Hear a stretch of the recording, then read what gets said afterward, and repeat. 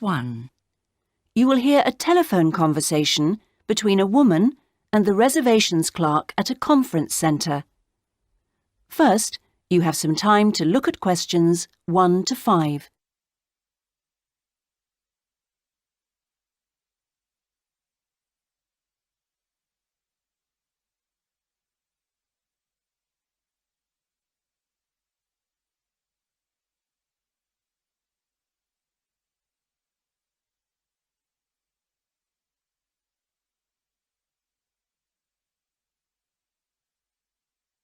Listen carefully and answer questions 1 to 5. Conference Centre reservations. Good morning. Hi, I'm interested in the computing conference next month. Future directions in computing? Yes, that's right. Could I ask you a few questions about it? Of course. Okay. I know the conference is for 3 days, but actually I want to attend on the Friday and Saturday only. Will that work out to be any cheaper? Let me have a look. Well, you could register for the 2 days separately, but that wouldn't actually save you very much, as it still costs £35 for each day. In fact, if you could register for the 3 days, you also get an invitation to a free dinner on the Saturday night, so that's probably the better option. Right, I'll do that. How much will the fees be in that case? It's £75. All right. I'd like to register for the full 3 days. Now, can I pay that by credit card? I'm afraid not. You'll have to send a cheque to us. Or you can pay at the conference office. Fine. So it's probably easiest if I pay by check. Now then, what else do I need to arrange? Right. How about accommodation? I guess that's not included in the price. No, I'm sorry, it's not. But we do have a few rooms available for delegates at the conference centre if you'd like. Those are very cheap, but if you're interested, you'll need to book soon because there's always a heavy demand for them. They are only £15 per night, but they are very basic and you'd have to get your own breakfast because they don't provide you with that. But it's very convenient because it's in the same building as the conference rooms. Uh-huh. Or there's a very reasonable guest house which is £25 per night, and I think that includes your breakfast. Is it close to the conference center? It would be about a 10-minute walk away from here. I see. That sounds quite reasonable. Before you hear the rest of the conversation, you have some time to look at questions 6 to 10.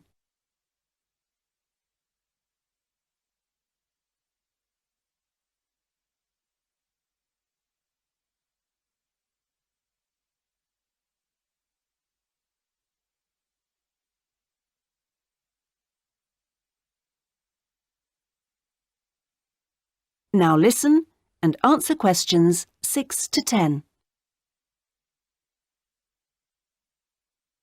The details are all in our conference pack, which I'll send you. Great, thanks. That'll be very useful. Oh, and can you also send me an application form? Of course. I'll get that in the post to you straight away. Is there anything else? Yes, actually. Can you tell me where exactly the conference center is? Well, it's on South Park Road and it's right at the end of the road next to the library. It's a 10-minute taxi ride from the station and will cost you £5. Otherwise, you can take the bus, which runs every half an hour from the station. That's the 21A, and it brings you straight to the conference centre. Right, got that. That is the end of Part 1. You now have half a minute to check your answers.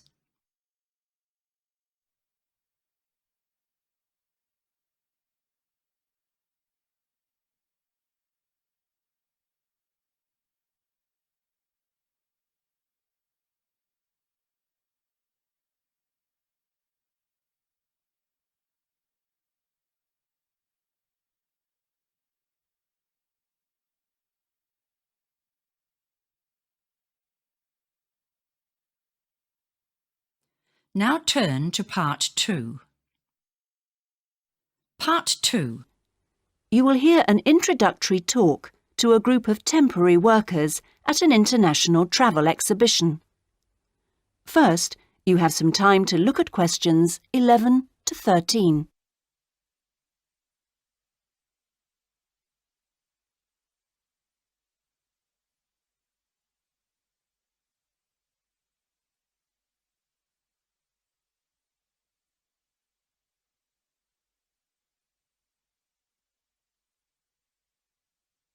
Now listen carefully and answer questions 11 to 13. Good morning and welcome everybody. I'm Jenny Stewart and I'm the staff manager here at the Exhibition Centre. We're expecting this year's International Travel Exhibition to attract over 10,000 visitors a day, ladies and gentlemen, and you are among the 200 extra staff recruited to help look after them.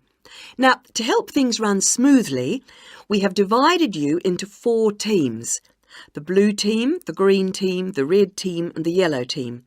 So first, I'll explain how the teams are divided up, and then we'll be giving you colour-coded t-shirts so we can identify you more easily. First of all, those who will be looking after the phones and handling all calls regarding the exhibition, you will be on the red team. Now, we've also put the entrance staff on the red team, and you'll be stamping the entrance tickets and giving out publicity leaflets, okay? Those of you involved in distributing entrance tickets will be on the yellow team, and we've also put those of you who'll be staffing the information booths around the conference centre on the yellow team, so you'll be getting a yellow t-shirt. Now, most of the hospitality staff have been put in the blue team, so the chefs among you and the kitchen hands will all need a blue t-shirt, but because of the sheer numbers, all waiting staff will be on the yellow team, and this includes the bar staff among you. Those who will be monitoring and directing the traffic in the car parks are on the green team, so you'll need to get a green t-shirt. This year, we've also employed a considerable number of attendants to direct the human traffic around the conference centre. Now, you'll be working in the exhibition hall at all times, giving directions and generally helping people whenever you can. And you will be in the red team, so please collect a red t-shirt. Before you hear the rest of the talk, you have some time to look at questions 14 to 20.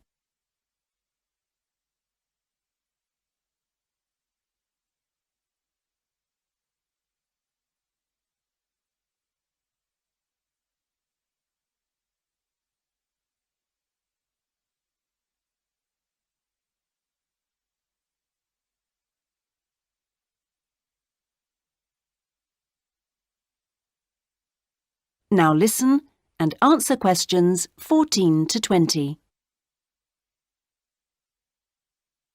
Right, now that everyone knows what team they're in, we'll get on with the orientation and training program. And first, I'll run through the rest of today's program, which you should have in front of you so that you can get a general idea of what else is in store today. This introduction finishes at 9:30. And then you'll be hearing from Anne Smith. Anne works in the accounts department on level 2, and she looks after all temporary staff, and so she is the person to see if you have any problems regarding pay. Anne will be explaining when and how you get this.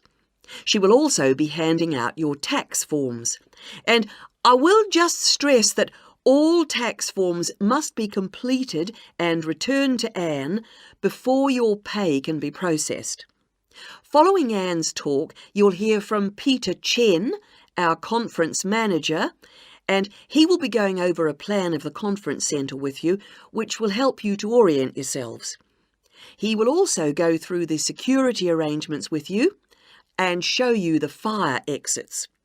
Then at 10:30, there will be a coffee break in the staff canteen, which is located down on the ground floor.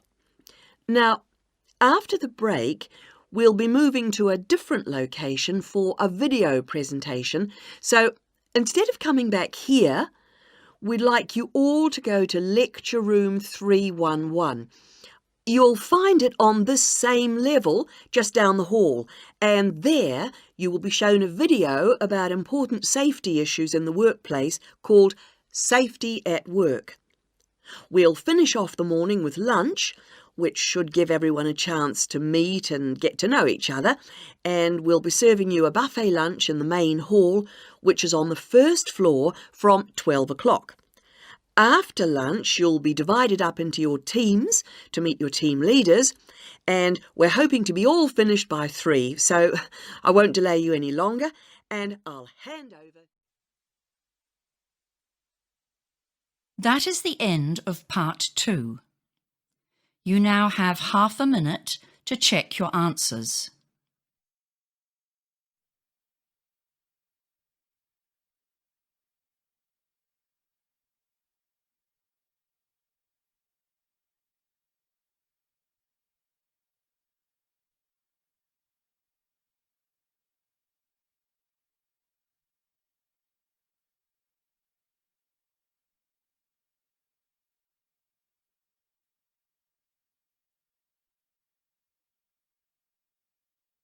Now turn to part 3. Part 3. You will hear a conversation between a librarian and an education student. First, you have some time to look at questions 21 to 27.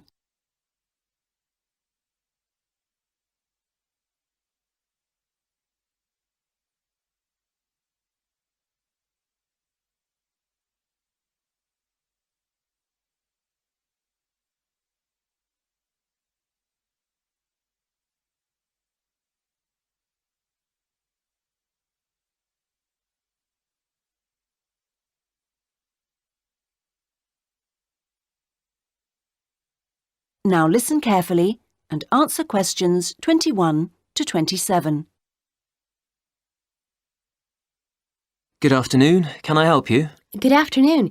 Yes, I've just transferred to the School of Education, and I'd like information about joining the library. Well, the School of Education has libraries on 2 sites, as I'm sure you know. This one here is the Fordham site, and the other is on Castle Road. And is there any difference between the 2 libraries? Not in terms of their facilities. Access to online databases and the internet is available at both sites, and each site has a range of reference materials on education. Oh, yes, I see. But the Castle Road site has books on the sociology of education and a collection of textbooks and teaching resources covering most of the subjects taught in secondary schools. Ah, right. But I'm training to be a primary teacher, so I need to look at materials for the 5 to 11 age group. Then you've come to the right place. At Fordham, we hold material relating to primary education, as well as special needs. But, of course, you'll need to familiarize yourself with both sites to make the most of our resources. You haven't mentioned periodicals. Are they held at both sites? Current issues, yes, but if you want to look at back issues, you'll need to use the CD-ROM databases, which are held here at Fordham. I see. Now, about borrowing books, I'm living out of town, so I'm hoping I can borrow quite a few items and cut down on the number of trips I have to make. Right, well, members can borrow 2 books at a time from each site. Only 2 books? Only 2 from each site, but that's 4 altogether. Oh, I see. And how long can I hang on to them for? The borrowing period is 1 month, but of course books can be renewed. You can renew any item a maximum of 3 times. Do I have to come to the library to do that? No, you can do it by telephone or email, but you can't renew overdue books this way, only before or on the due date stamped in the book. We'll need your full name, your borrower number, and the name of the site library you borrowed the items from. So, theoretically, I can borrow books for up to 3 months. Is that what you're saying? Yes, provided they're not recalled.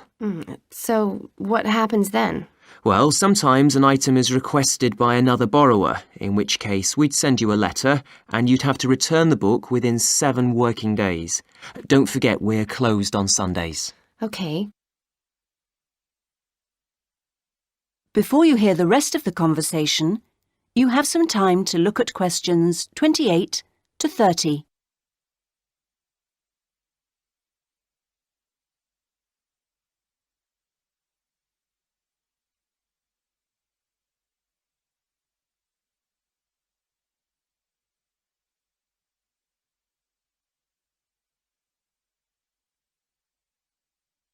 Now listen and answer questions 28 to 30. I expect it'll take me a while to find what I need.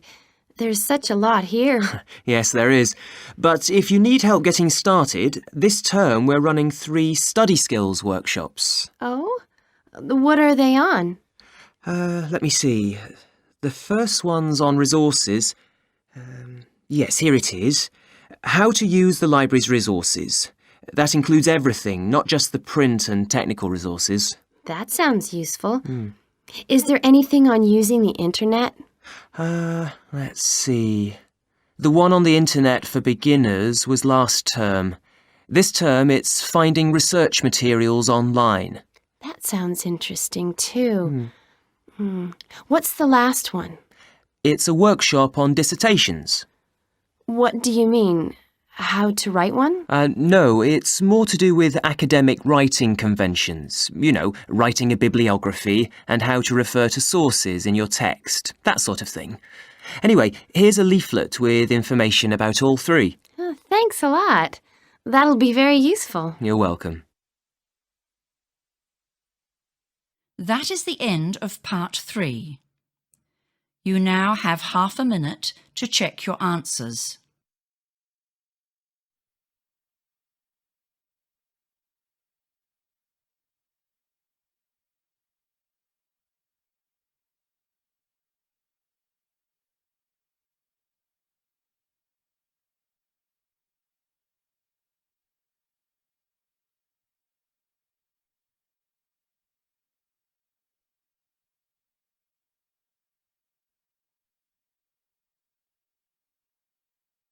Now turn to part 4.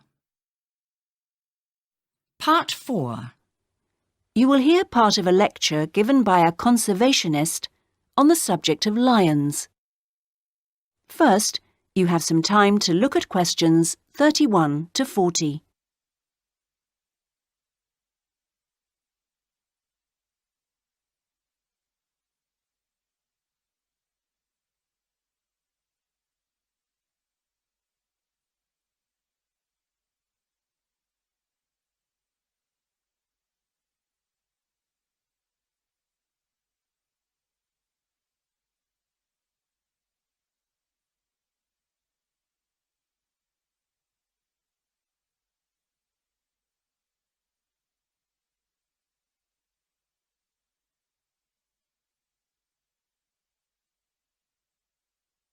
Now listen carefully and answer questions 31 to 40.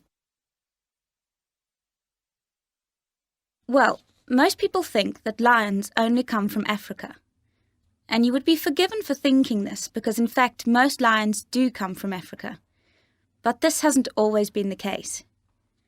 If we go back 10,000 years, we would find that there were lions roaming vast sections of the globe. But now, unfortunately, only very small sections of the lion's former habitat remain. My particular interest is Asiatic lions, which are a subspecies of African lions. It's almost 100,000 years since the Asiatic lion split off and developed as a subspecies. At one time, the Asiatic lion was living as far west as Greece, and they were found from there in a band that spread east through various countries of the Middle East all the way to India. In museums, you can now see Greek coins that have clear images of the Asiatic lion on them. Most of them are dated at around 500 BC. However, Europe saw its last Asiatic lion roaming free 2,000 years ago. Over the next 1900 years, the numbers of Asiatic lions in the other areas declined steadily. But it was only in the 19th century that they disappeared from everywhere but India. So, how can you tell an Asiatic lion from an African lion, with which you're probably more familiar? Well, in general, Asiatic lions are not as big as African lions. The colour is more or less the same, but the appearance of the mane is different. That's the hair around the lion's face and neck. The Asiatic lion's mane is noticeably shorter than the African lion's. Asiatic lions also have a long fold of skin on their undersides, whereas not many African lions have this.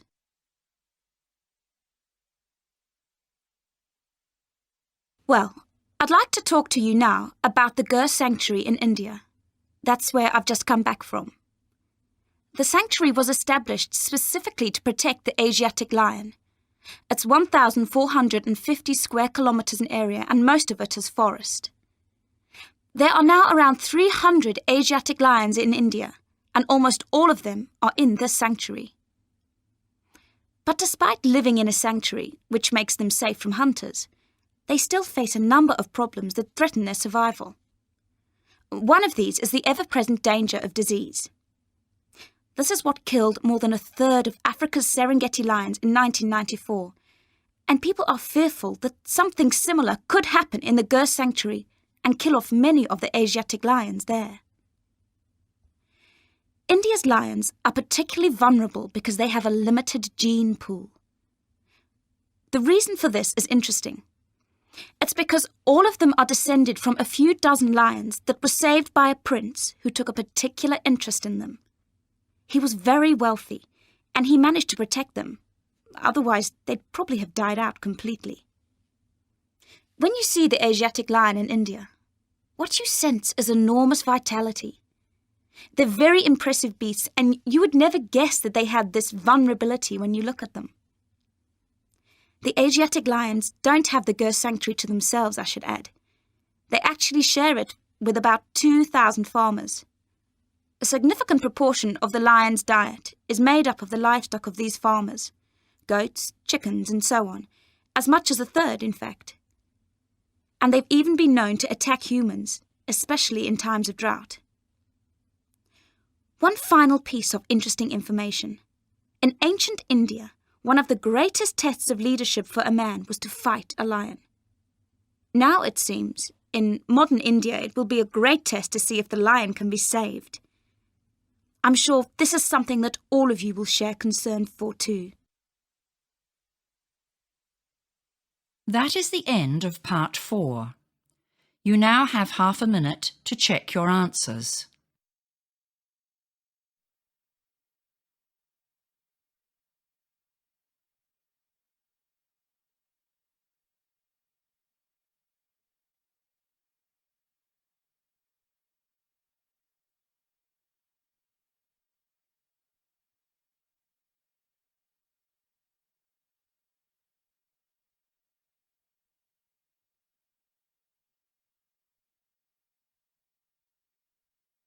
That is the end of the listening test.